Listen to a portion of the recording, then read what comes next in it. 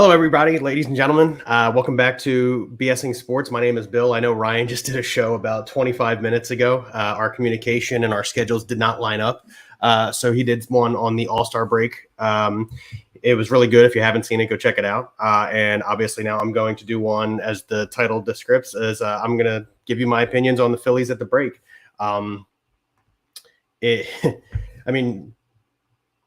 Look, you're talking. It's the Phillies are 49-43. That's 6 games above 500. That's the best record they've had going into the All-Star break since 2011.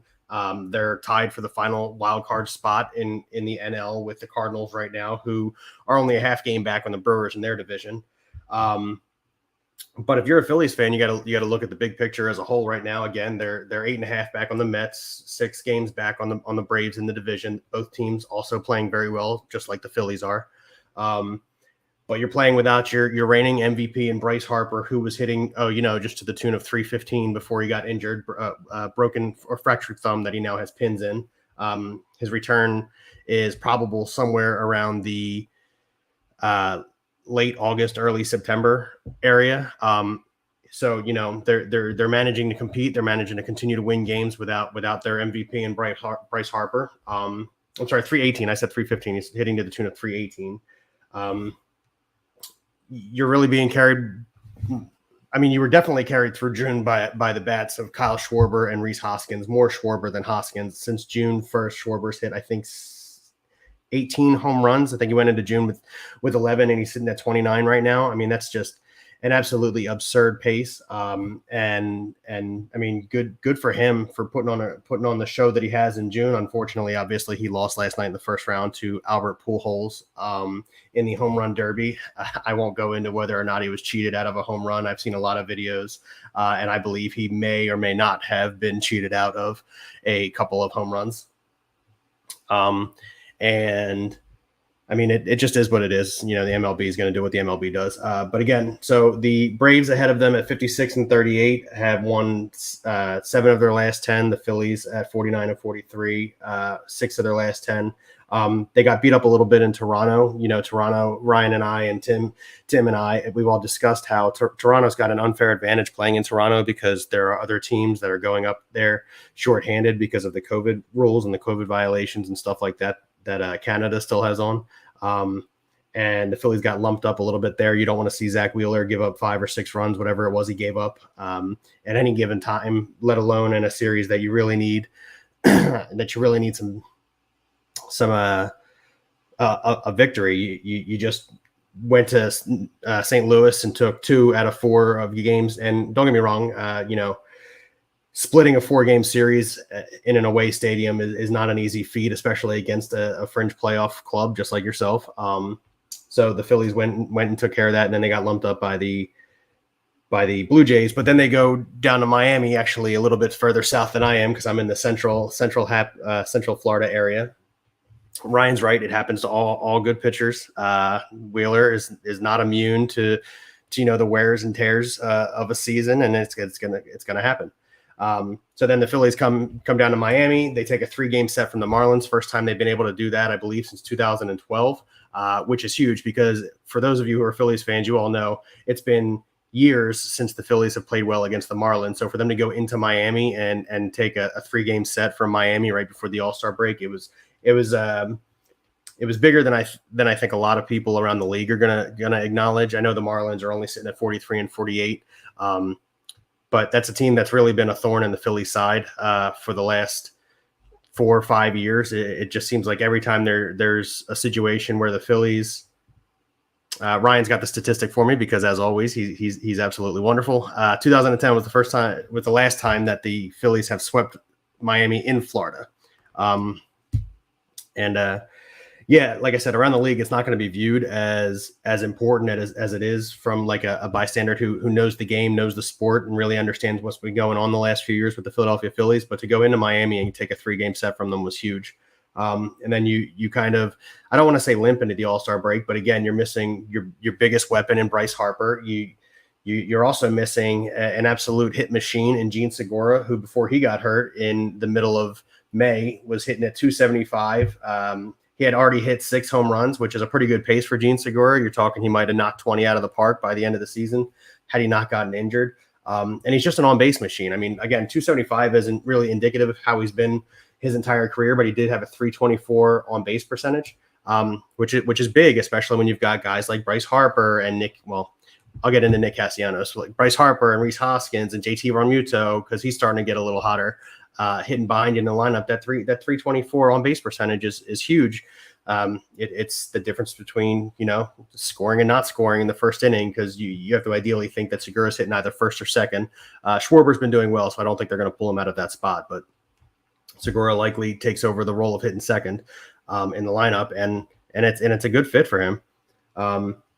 So you get Segura back, you get Harper back at the end of August, beginning of September, and if you're still in contention, I think you have a really good shot at competing and getting into the playoffs. Now let's talk about pitching for a few minutes. I know I'm kind of rattling all this stuff off real quick for those of you listening right now. Not many of you. However, Aaron Nola is having a really good bounce back season. I mean, he's 6-7, but he's not getting a ton of run support. He's pitching to the tune of a 3.13 ERA. He started 19 games. He's pitched 126 innings. And he's only given up 13 home runs, which last year, if you were watching last year, you know that Aaron Nola was giving up a lot of home runs. And it was almost always with somebody on base. And that's really what doomed Aaron Nola last year. But fortunately, this season, he's really brought that number down. Obviously, again, only 13 home runs given up, same as Kyle Gibson. Actually, I'll get into Gibson in just a moment. So Nola having a great bounce back season, 137 strikeouts, 0.91 WHIP, and an average against at 213, which again is just like really good numbers. They're really solid Aaron Nola numbers, which is what we thought we were going to get the last couple of years. Didn't get it, but we're getting it this season. So. I'll move on real quick. We'll go to Zach Wheeler. I'll talk about the bullpen. I like talking about the bullpen. Ryan's a way bigger advocate of pitching. I'm a hitting guy myself. Ryan's better at talking about pitching, but nonetheless, Zach Wheeler sitting at 8-5. He's getting a little more run support than Aaron Nola is. He's got a 2.89 ERA, 99 and a third innings pitched, with 108 strikeouts for himself, 108 WHIP, 229 average against. So Zach Wheeler doing exactly what Zach Wheeler did last year. Maybe not as good, but he's close. And other than his most recent start, he was really looking like that second place Cy Young finisher that he was last year. And I'm talking, that's a great 1-2 punch at the top of your rotation, in addition to the fact that your offense is putting up 4.6 runs a game, even with Bryce Harper and Gene Segura not in the lineup. Alec Boehm is coming up big. The bullpen is coming up big. You're talking Sir Anthony Dominguez. Yeah, he got roughed up a little bit the other day, but he's sitting with a 1.85 ERA. Corey Knebel has seemed to find his fastball control. He seemed to find his curveball control. So Knebel's coming around a little bit. He struggled at the beginning of the season. Jury's familiar. I'll get off of him. Brad Hand has been pitching pretty well. I think you need to have him remain as your closer. Ryan and I discussed this on our show last week, and I don't change my tune on that. I'm pretty set on Brad Hand remaining the closer for the Phillies at the time being. But the bullpen doing very well, keeping the team in games. And there have been bullpen games where Bailey Falter and Nick Nelson have kept the team in games. And it's just huge. The bullpen has come up big. Your starting rotation has been really good. Ranger pitched a good game there the other day. Nola was doomed by fastball command last year, or lack thereof. Ryan's 100% correct. He was right. Nola was doomed by a lot of things, but lack of control of his fastball, absolutely. But yeah, so I want to talk a little bit more about the starters. I kind of skipped over them. I ran right to the bullpen. Like I said, Ryan is better at the pitching stuff than I am. Zach Eflin's been injured. He's got knee issues. When he comes back, if he comes back healthy, he probably is pitching. He's probably going to be able to maintain his 4 ERA, which is good out of a 5-slot starter. You get a 4 ERA, your 5-slot starter. You're doing something pretty good there. Ranger Suarez recently came back from an injury. He's pitching at 407 right now. A bit of a surprise for me was Kyle Gibson at 435. Now he's 5-3, and he seems to compete most games. But 435 is a little bit high for Kyle Gibson. I'm expecting him to bring that down somewhere in the 3.8, 3.9 range by the end of the season. And if he does, again, Phillies are in great position to compete. And it's good. So, I mean, sitting here, like I said, Phillies at the break. I'm optimistic.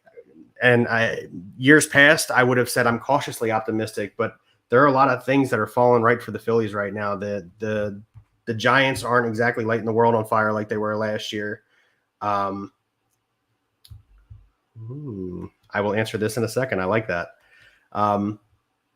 The pieces are falling the Phillies' way. Sitting here, like I said, they've been playing without their best hitter. They've been playing without one of their best on-base percentage guys for a while, and they're still in the race in the NL, which is big. All you got to do is get in the playoffs. We've talked about it tons of times. You get in, you never know what happens. You sneak a wild card win out, and then all of a sudden you get a couple home games, and you can win something there. And everything's fallen in their place. Like I said, they're tied with the Cardinals for the last wild card spot right now. The Giants are behind them. Haven't really been lighting the world on fire. The Padres are only 2 games ahead of them in the wild card race. So the Phillies are in position to do something here. And I'm not cautiously optimistic. I'm just optimistic for the Philadelphia Phillies to be competitive down the stretch here. Hopefully they don't collapse in September like they have in years past. But again, I'm optimistic. Back to this question before I get off. Are they getting a starter at the deadline? With the update, Eflin's knee is not good to go. Here's the thing that I want to remind fans of. 2008, the Philadelphia Phillies needed a 5th starter. They didn't go out and get a big name. They did not go out and get the Clayton Kershaw of that era. They traded pennies for Joe Blanton. Joe Blanton only pitched, 12 games that season, had 8 wins, turned around, hit a home run in the World Series. You don't need a big name starter. You don't have to sell the farm to go get a big name starter for this rotation. You're fine to go get a guy like Joe Blanton, somebody who's going to jump in there, do his job, pitch somewhere around 3.4, 3.5. Maybe, I mean, again, your offense is scoring 4.6 runs a game. You can be pitching somewhere around the high 3s, ideally not low 4s, high 3 ERA. As long as you're given 6 innings, you're talking that would be a huge addition. So yes, I think that with Eflin's knee update, they do go get a pitcher, but it does not need to be a big name pitcher. You don't need to go get your Shane Biebers, even though the Guardians are competing. I know Ryan loves Shane Bieber, but you can go get a pitcher who's on a bad team, who's pitching well, and they could be effective. So yes, I do. Another comment Ryan made. Ryan's really carrying me throughout this show here. I appreciate you, buddy. Castellanos is hitting 13 of 14 prior to the break. Not a slugging machine that he usually is, but steps in the right direction. Yes, so he's not hitting home runs at the rate that the Phillies fans would be hoping, because they brought him in as a 305 hitter, 33, 35 home runs he hit last year. And I said this on the show last week. I'm not in panic mode about the contract for Castellanos. However, he does need to perform for this team to continue to do well this season. And hitting in 13 out of 14 is a big deal. I mean, that's got to be a confidence booster going into the All-Star break. He knows that he's being looked at right now. He knows he's a big name on this team. He's a big bat on this team, and that he needs to perform. And maybe he was pressing a little bit, but I think he's coming around. I think what helps is that JT Realmuto is also kind of sort of coming around a little bit. Not kind of sort of. He is coming around a little bit. He was really just absolutely god awful behind the dish and at the plate, other than his arm, for the good portion of April through the 13th or 14th of June, and then he really turned it on. So good for JT Realmuto getting it turned around. And now Castellanos is gonna do it. Schwarber did it. Realmuto did it. Castellanos is gonna do it. Rhys Hoskins has been exactly what we predicted Rhys Hoskins would be. He's a 247 hitter. He's got 19 home runs. He's doing what Rhys Hoskins does. He maintains being an average first baseman in the field with a slightly above average power, but average at the plate. Average at the plate. Yes, I said that correctly. Is getting an arm at the deadline realistic without giving up Painter or Abel, though? You and I will happily discuss this on another show. I will give you my very brief response to that question. I'll put it up so everybody can read it. I read it pretty quick. Yes, I do think it's possible to give something up without it being Painter or Abel to go get an arm at the deadline. There's still some talent, as Ryan pointed out several times. The Phillies are not good at man, you're good. I actually appreciate it. You made the show go by a little easier for me. the Phillies are not good at developing players in the minor league system, but they still have some young guys who have talent. And they can be dealt for, like I said, you don't need a big name pitcher. You just don't. You need a guy who's going to come in and do his job, and his job is pretty simple. Every fifth day, go out there and put up a competitive start, and that's all you need to ask of a guy that you're bringing in from that scenario. You need your Nolas and your Wheelers to go out and deal every time, almost every time. But those kind of guys, you just need them to go out and compete. And if you're competing and your team is still putting up 4.6, 4.7 runs a game, you're likely going to win more than half of those competing games, and that's all you're asking for that pitcher. I know I rattled off a whole bunch of stuff here. A lot of you are going to watch this later, and I appreciate every view that I did get. So, yeah, that's going to do it here for me. Ryan and I will be on later in the week with Tim, obviously. But everybody enjoy your Tuesday night. If you're watching the All-Star game, I will not be. I agree with Ryan. I think it's a joke at this point. You enjoy the All-Star game, and go Phillies, and we'll see you. We'll see you next time here at BSing Sports, where we do a little BSing and we talk a whole lot of sports.